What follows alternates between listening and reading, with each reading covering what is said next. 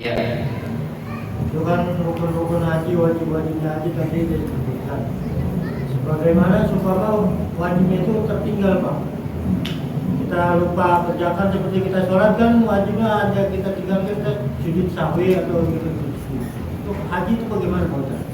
Baik, saya luruskan dulu nih, Pak. Dalam sholat, kalau rukunnya atau wajib sholat itu tertinggal, nggak ada istilahnya sujud sahwi. Sujud sahwi itu manakala sunnah yang tertinggal, itu pun sunnahnya sunnah abad, bukan sunnah ayat. Contoh, Bapak subuh tertinggal sunnah abad, yakni kunut. Nah, Bapak itu disunnahkan sujud sahwi. Kalau seandainya dalam sholat nih, rokaat subuh yang kedua enggak baca surah Fatihah, Fatihah itu rukun, maka tidak bisa ditambah dengan sujud sahwi. Berarti sholatnya tidak wajib itu. Jadi jangan sampai keliru nih terkait tentang masalah sujud sahwi. Nah, yang kedua, bagaimana kalau seandainya terkait tentang haji, Pak? Dalam haji dan umroh ada rukun, ada wajib.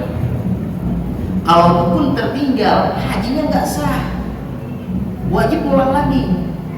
Kalau wajibnya yang tertinggal, masih ada, Pak, alternatifnya.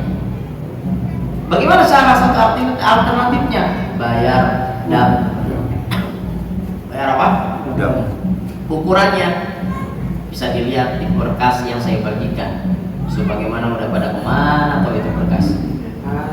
Ya, itu terkait hukuman dam, ada takaran-takarannya, ya, nggak boleh takarannya seenak kita, ya, tuh. Makanya nanti dalam haji itu penting adanya pembimbing. Kita kan di sini kan nggak tahu, Pak, hanya sekedar teori yang kita dapat. Kalau praktek di sana ada penambahan nilai sunnahnya, yang pasti rukun wajibnya nggak bakal ketinggal. Makanya sebelum berangkat ke sana itu biasanya ada pelatihan pembimbingan plus kita udah kaji. Maka saya berharap tafaulan dari bab haji dan umroh kita belajar, Allah mudahkan kita pergi haji dan umroh. Itu, Pak. Ya, Pak, ya, terkait tentang masalah lupa bagaimana bayar dam. Terus ada lagi? Ulang tahun Ibarat itu kan tarik 7 kali ya. Ya. Umpamanya itu kan tadi wajib itu ya. Kalau umpamanya kita kerjakan 6 kali, itu harus bayar dam ya. Kalau seandainya masih ada waktunya, wajib ulang lagi dia, harus 7 kali. Kalau waktunya udah habis, wajib bayar dam. Karena dia termasuk wajib haji. Kalau rukun haji, ya udah nggak ada maaf.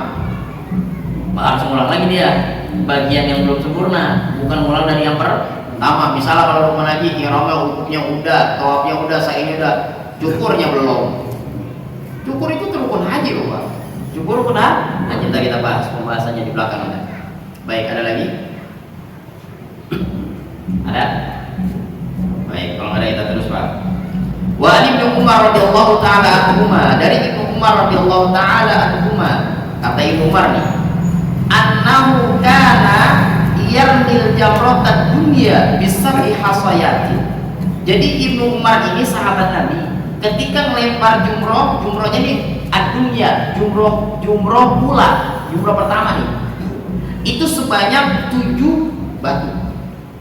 Misalnya ukuran batunya ada bantar, bukan ukuran batu kelor atau batu bata yang gede banget, ada ukuran yang kecil-kecil, ya, terkayaknya didapat sama setan, batu kali diangkat, bukan nyampe malah kena orang ini depannya. Nih, Ibnu Umar ketika melempar jumroh pula itu 7 batu, disiapin tuh batunya. Lalu yang kedua, yukabbir ala athari kulli hasatin, takbir setiap kali melempar. Ambil satu, Allahu Akbar. Ambil satu, Allahu Akbar. Ketiga, sumaya nih, habis selesai, udah 7 ini udah selesai nih. Sumaya taqaddam summa yushilu. Kemudian Ibnu Umar maju nyari tanah yang rata. Berarti tadi posisinya di tanah yang tinggi. Berarti ini menjadi nilai kesunahan nih. Kalau kita nanti lempar jumroh itu, usahain posisi kita di tinggi. Nanti kalau udah kelar jumroh ulanya, turun kita Pak, cari posisi yang rata sebagaimana Ibnu Umar melakukannya. Terus habis itu fayakumu, bangun diri, udah di posisi rata, di tanah yang rata, enggak turun enggak tinggi, posisinya berdiri mustaqbilal kiblah, fayastaqbilul kiblah, ngadep kiblat. Habis ngadep kiblat, summa yad'u, doa. Habis doa, wa yarfa'u yadayhi. Jangan lupa nilai kesunahan ketika berdoa, angkat tangan kita. Jadi habis lempar jumroh ula, yang pertama selesai itu cari tempat yang rata, ngadep kiblat, berdoa, angkat kedua tangan kita. Berdoa pada Allah Subhanahu wa taala. Ini nilai kesunahan nih, Pak, dalam doa. Kadang-kadang doa begini angkatnya. Ngomong kagak. Kita kalau minta duit, Pak, kalau begini ya, Pak, bagi dong. Kurang semangat nih bagi juga. Lu minta ngomong kagak, begitu bahasanya. Minta kan begini, Pak. Ya, minta sama Allah. Dan ingat loh, ada aturannya dalam mengangkat tangan. Tergantung waktunya. Kalau minta hujan, sekarang nggak usah pakai minta hujan, tiap sore mau turun mulu. Itu disunahkan angkatnya begini, Pak, sampai ketika kita terlihat. Kalau habis sholat, sunahkan ngangkat tangan kita seperti ini. Kalau khutbah Jumat, jangan begini, tapi begini. Allahumma gfir lil muslimina wal muslimat wal mu'minina wal mu'minat. Jangan begini, begini tuh hukumnya makruh. Khotib kalau lagi doa khutbah Jumat begini, Allahumma gfir lil muslimina wal muslimat wal makruh ya. Sunnahnya apa? Nih, jari menunjuk diangkat. Allahumma gfir lil muslimina wal muslimat wal mu'minina wal mu'minat. Khotib, audiennya kita jamaahnya nggak apa-apa kalau kita ngangkat seperti ini. Tapi saya punya guru, malah guru saya kagak ngangkat. Ya begini aja. Kenapa? Khotib aja kagak ngangkat, masa gua ngangkat begitu kalau kata pemahaman guru saya. Jadi ada, saya punya guru bukan satu, Pak, banyak. Jadi guru-guru saya itu beda-beda. Ada yang ngangkat tangannya, ada yang begini. Cuman guru saya nggak ada yang tidur. Kalau kita kan tidur semua. Nah, habis kita berdoa, ngangkat tangan kita nih, wa yuqimu tawilan, dirinya biar lama. Wa yuqimu tawilan, dirinya biar lama, summa yarfa'ul wusta. Baru dah tuh, udah kelar, baru kita balik lagi, Pak, melempar yang namanya jumrah wusta. Sama, ketika melempar jumrah wusta itu, setelah selesai itu, summa yakhudhu zat shimali fayusiru. Ambil posisi kiri, cari daratan yang rendah dan rata. Wa yaqumu mustaqbilal kiblah, sama caranya, arah ke kiblat. Ngapain? Summa yad'u wa yarfa'u yadayhi, doa, angkat lagi kedua tangan kita. Wa yaqumu tawilan, dirinya biar ada lama, berarti doanya biar ada lama. Doanya doa apa, Ustaz? Apa yang kita butuhkan? Doa. Jangan makin ngintip doa temen. Gua aja sih Bang, lu jangan begitu, udah ngomong aja apa yang kita minta pada Allah Subhanahu wa taala. Kalau emang kita susah banget nih, hajat kita kekuatan banyak disebutin, ribet Ustaz. Udah satu doa mencakup semua. Rabbana atina fid dunya hasanah wa fil akhirati hasanah wa qina adzabannar. Itu aja Pak, diulang-ulang. Udah kelar tuh. Terus summa yarmi jamrata zatil aqabah. Berarti kan tadi jumrah wusta. Nah, baru yang ketiga nih, jumrah aqabah. Ketika jumrah aqabah itu berada min ba'il wadi, kalau bisa disunahkan di perut lebah, berarti lebih tinggi lagi nih, Pak. La yaqifu indaha. Jangan lama-lama di situ. Ya, diam, jangan diam di situ tuh, di tempat lembah tadi. Sumaya nasarifu, langsung berpaling. Fayaqulu, kata Ibnu Umar nih, hakadza ra'aitu Rasulullah sallallahu alaihi wasallam yaf'alu. Begitulah aku melihat bagaimana tata cara Nabi melakukan jumrah. Kata Sayyidina Ibnu Umar radhiyallahu anhu. Baik, di sini ada yang mau ditanya, Pak? Silakan, Pak.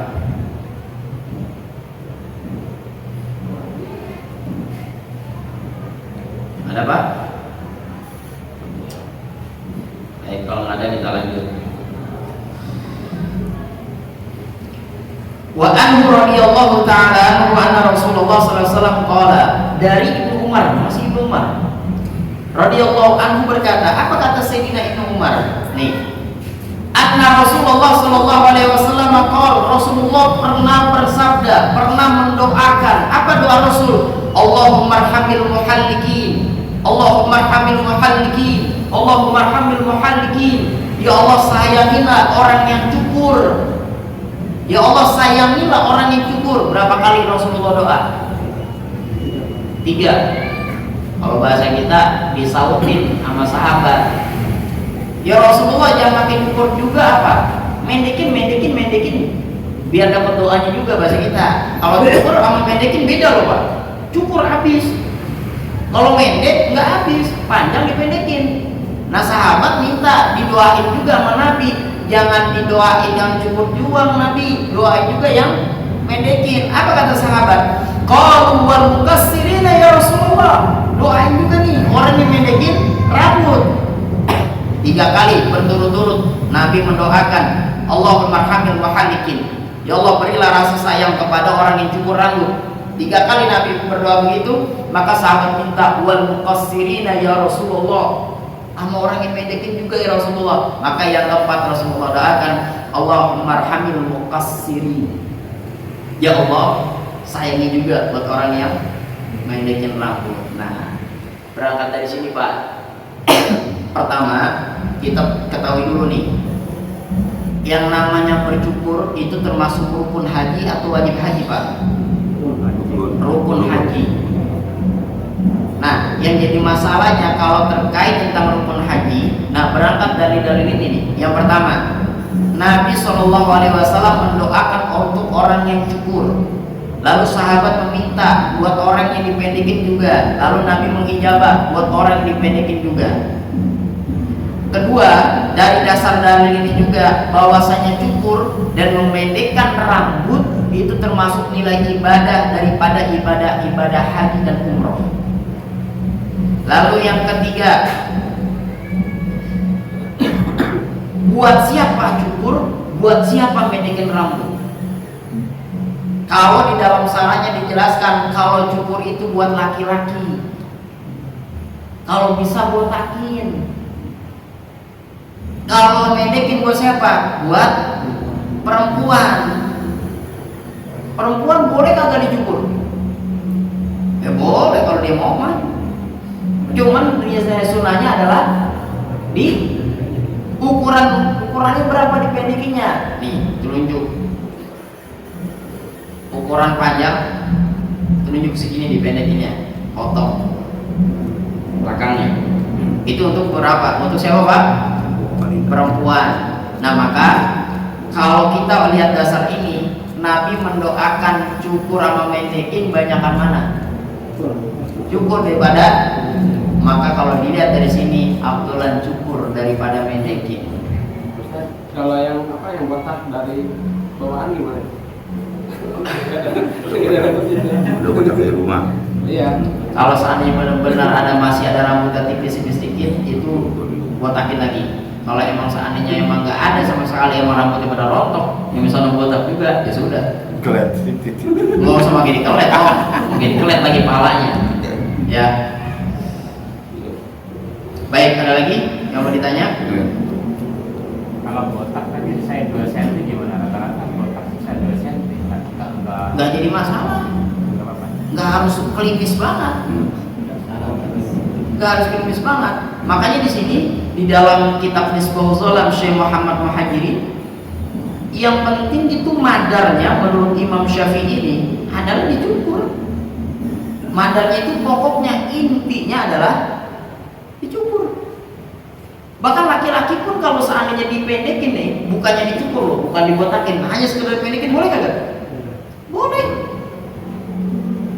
Boleh, tapi afdolnya takin semuanya habisin. Apalagi sampai di kelet. Itu lebih afdol ya. Ya. Kenapa? Karena ingat loh, yang jadi rukun haji adalah mencukur rambut. Terkait ntar dia posisinya dipendekin, dicukur, yang penting, nah itu. Ya, tapi kalau bapak nanya yang Abdul gimana, udah pelimisin aja. Kalau Ustaz, apa ada waktunya juga kan? Dan nanti itu setelah udah selesai semua, ihram udah, terus wukuf udah, tawaf udah, sa'i udah, baru cukur. Jangan baru nyampe langsung dicukur. Ada tukang cukur di sana, teman-teman kita juga. Biasanya mau tawaf itu atau biasanya pembimbing kita ntar ngarahin lah, kagak ujung-ujung nyampe bang cukur lah kagak. Kan kita udah pelajarin Pak, rukun-rukun haji yang pertama ihram, kedua kelar udah wukuf, baru kita tawaf udah kelar, baru kita sa'i udah kelar, baru dah tuh bercukur. Cukur udah kelar ya udah Pak, ya udah tertib dah tuh semuanya, ya boleh dah tuh. Kalau udah cukur boleh kita melakukan hal-hal yang diharam, boleh nggak? Yang tadinya nggak pakai minyak wangi jadi boleh, cuman satu yang nggak boleh, gaulin bini. Ntar kalau gaulin bini ntar tuh ada lagi babnya, ya ini hadisnya kita masih ada nih di belakang, masih panjang. Jadi kalau udah kita kelar jumroh, udah kelar cukur, halal lah tuh, kecuali bini. Jadi bini, ntar dulu bini, ntar ada waktunya soal itu, ya. Baik, ada yang mau ditanya Pak? Hanya Ustaz, Silakan. melempar jumroh tadi dibagi dalam 3 kategori ya Pak. Iya. Ada uskuh, awal, sama akbar. Umpama apakah itu 3-3-nya wajib atau yang pertama aja yang wajib? Lo wajib 3-3-nya Pak? Gitu. Iya, itu wajib 3-3-nya, ula, usto, akobah. Karena kan daripada wajib haji itu ada melempar jumroh, dan jumroh terbagi menjadi 3. Nah ntar waktu-waktunya, ini kan kita bacanya satu hadis nih. Jadi Nabi lagi ngajarin ula, usto, akobah, begitu tuh tata caranya. Naik kita turun nyari rata jalannya tanah yang rata, kita doa, itu tata caranya. Nah terkait tentang waktu-waktunya, kapan-kapannya, udah ada buku ini. Nah itu dibaca lagi. Iya. Yang 3-3-nya wajib tuh. Wajib. Nah ada pun tanggal-tanggal berapanya itu ada tuh, saya udah tulis di buku ya. Iya. Baik, ada lagi Pak?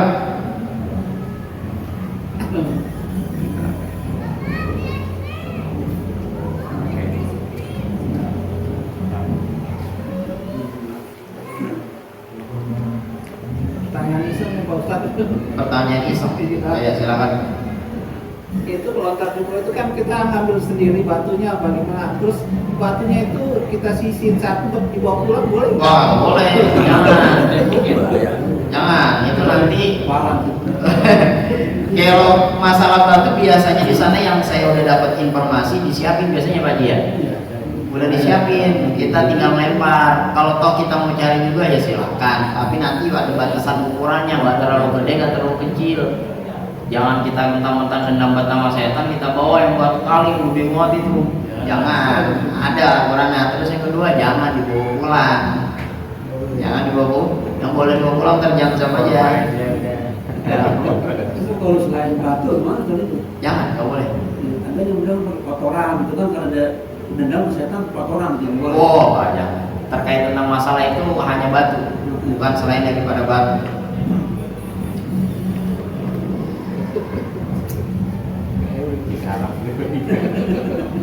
Baik, saya kira cukup Pak. Insya Allah di pertemuan selanjutnya masih kita lanjut. Ini kalau masih ada Pak di bawah. Ada Pak Ustadz. Iya bawah. Ini kita kan masih lama tuh, belum kelar-kelar. Ya. Terus separohnya belum ya? Belum separohnya. Jadi makin ntar kembalinya ke sini lagi, kembalinya ke sini. Artinya ini dasarnya, pokoknya ini. Nah ini adalah dalil-dalilnya, tata caranya. Nanti aplikasi penerapan tanggal berapanya, waktunya kapan, nah kita bisa lihat ke sini. Jadi nyambung antara dalilnya ada, ini teorinya ada, prakteknya kapan ada. Kalau ininya nggak dibaca, apalagi hilang ya susah jadinya. Itu untuk apa? Memahami. Karena ini kan ibadah haji kan termasuk rumit juga Pak. Ibadah yang pertama pakai fisik, kedua pakai materi, ketiga pakai ilmu. Soalnya kita ujuk-ujuk nih, bahasa Betawinya ujuk-ujuk kita ke sana, bingung kita Pak. Kalau kagak dibimbing, apalagi ilmunya nggak tahu. Yang ada bukan haji mabrur, nggak sah jadi hajinya. Kenapa? rukun-rukunnya kelewat, ya, wajibnya kelewat, maka akan susah untuk mendapatkan nilai ibadah yang diterima oleh Allah Subhanahu wa Ta'ala.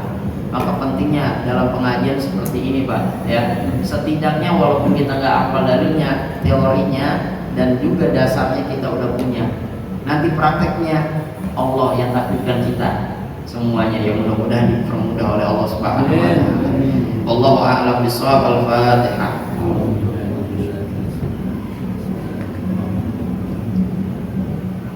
Wa'afani ya karim, wa'afani ya karim, wa'afani ya karim birahmatika ya arhamar rahimin. Allahumma sabbitna bil iman wa sabbitna bil islam wa sabbitna bil tauhid wa sabbitna bil ma'rifah min dari dunya wa ila daril akhirah. Da'wa fiha subhanakallahumma wa tahiyyatun fiha salam wa akhiru da'wa alhamdulillahi rabbil alamin. Assalamualaikum warahmatullahi wabarakatuh.